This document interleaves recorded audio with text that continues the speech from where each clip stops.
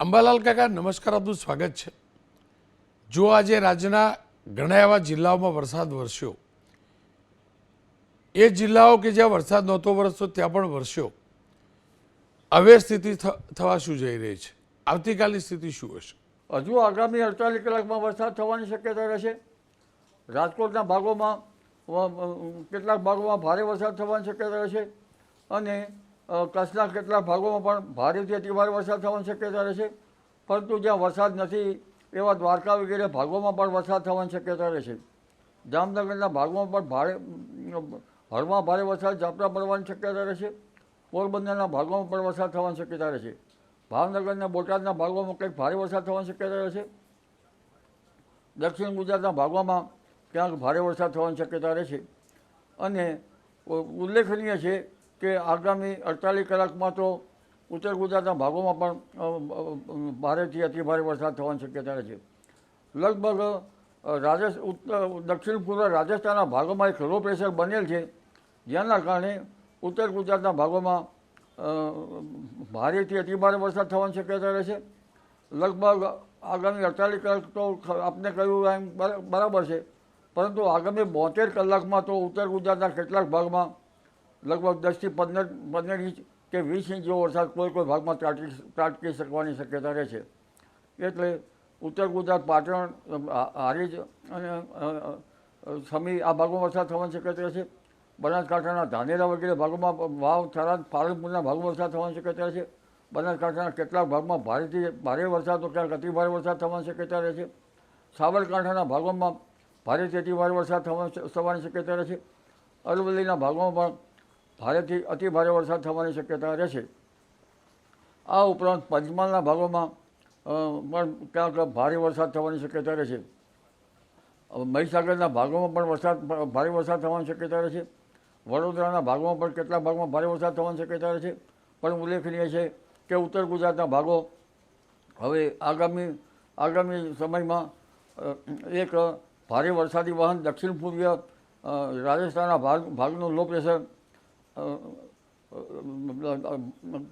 લગભગ આફતનો વરસાદ વરસાવી શકે તેવું પણ બની શકે। એટલે ઉત્તર ગુજરાતના ભાગોમાં ભારે વરસાદથી નદીઓમાં પૂરની સ્થિતિ રહે અને ખેતરોમાં જળ ભરાવાની સ્થિતિ રહે, તળાવો ભરી જવાની શક્યતા રહે। એટલે આગામી 48 કલાક તો ઉત્તર ગુજરાત માટે ભારે છે અને ત્યાર પછીના 72 કલાક પણ ઉત્તર ગુજરાત માટે વધુ ભારે છે। જી જનકભાઈ। અંબાલાલભાઈ, જો અમદાવાદ 3 દિવસ પહેલાં એમ કહેતા હતા ક્યારે વરસાદ પડશે, ક્યારે વરસાદ પડશે, પણ વરસાદ પડ્યો એટલે જબરજસ્ત પડ્યો। હવે અમદાવાદને આ રાઉન્ડ પૂરતી વરસાદમાંથી મુક્તિ છે કે નહીં? ના, હળવા ભારે ઝાપટા પડવાની શક્યતા રહેશે। હજુ પણ અમદાવાદમાં અને ગાંધીનગરમાં પણ 25 તારીખ સુધીમાં હજુ પણ ઝાપટા પડવાની શક્યતા રહેશે અને ક્યારેક વધુ વરસાદી ઝાપટા પણ પડી શકવાની શક્યતા રહેશે। તો દક્ષિણ ગુજરાતનું શું થશે અંબાલાલ કાકા? જો દક્ષિણ ગુજરાતમાં તો સિઝનનો મોટા ભાગનો વરસાદ વરસી ચૂક્યો છે। વલસાડ હોય, નવસારી હોય, સુરત હોય કે તાપી કે ડાંગ હોય, દક્ષિણ ગુજરાતમાં હવે વરસાદનું પ્રમાણ ઘટી જશે? આજે બહુ ઝાઝો વરસાદ નથી પડ્યો એટલે પૂછું છું।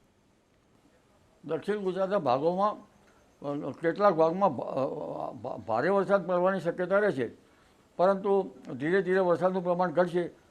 પરંતુ એક બીજી બંગાળ ઉપસાગરમાં એક સિસ્ટમ બની રહી છે, જેના લીધે આ માસના અંતમાં અને ઓગસ્ટની શરૂઆતમાં પુનઃ દક્ષિણ ગુજરાતમાં ભારેથી અતિભારે વરસાદની શક્યતા રહે અને આ અરસામાં ગુજરાતના ભાગોમાં પણ વરસાદ થવાની શક્યતા રહે। તો એનો મતલબ વરસાદનો આ રાઉન્ડ જે છે તે ઓગસ્ટના પહેલા અઠવાડિયા સુધી યથાવત રહેશે કે રોકાઈ જશે, પછી ફરીથી ત્રીજો રાઉન્ડ શરૂ થશે? ના, વચમાં 25-26 તારીખ સુધીમાં ઘણા ભાગમાં વરસાદ થવાની શક્યતા રહેશે। થોડોક વરસાદ રોકાઈ જશે અને ફરી આ માસના અંતમાં લગભગ 28-29 જુલાઈથી ઓગસ્ટની શરૂઆત સુધીમાં પુનઃ ગુજરાતના ભાગોમાં વરસાદ થવાની શક્યતા રહેશે। પણ ખાસ કરીને જે પશ્ચિમ ઘાટમાં છે તેમાં વધારે વરસાદ થવાની શક્યતા રહેશે। એટલે દક્ષિણ ગુજરાતના ભાગોમાં પુનઃ ભારે વરસાદ થઈ શકે અને ગુજરાતના ભાગોમાં પણ વરસાદ થવાની શક્યતા રહેશે। એક અંતિમ સવાલ, ખેતી માટે આ વરસાદ કેટલો યોગ્ય કેટલો અયોગ્ય? જો વરસાદ જરૂરી તો છે જ, પણ આ સિઝનની ખેતીની વાત કરું છું. આ સિઝનમાં ખેતીમાં ઊભા કૃષિ પાક હશે તેમાં કેટલાક પાકો તો ડૂબમાં ગયા છે અને કેટલાકમાં તો હજુ વાવેતર પણ થવામાં નહીં હોય, એટલે જે ભાગ ડૂબમાં ગયા છે તેમને પુનઃ વાવેતર કરવું પડશે. પરંતુ જ્યાં વાવેતર થાય એવું છે અને જ્યાં વરાપ નીકળે છે તે ભાગોમાં આ 20મી જુલાઈ પછીનું પુષ્ય નક્ષત્રનું પાણી સારું ગણાય, એટલે આ નક્ષત્રમાં પાકનો ઉગાવો સારો થાય. પરંતુ ઓગસ્ટની શરૂઆતમાં વરસાદ થવાનો છે આશ્લેષા નક્ષત્રમાં, તે નક્ષત્રમાં વરસાદનું પાણી સારું ગણાતું નથી, એટલે ખાસ કરીને લીલામાં આંતરખેડ કે કૃષિ કાર્યો કરવા સારા નહીં, નહીંતર પાક પીળો પડી જાય. એટલે વરાપ થયે કૃષિ કાર્યો કરવા સારા રહે. અંબાલાલભાઈ, આપનો ખૂબ ખૂબ આભાર.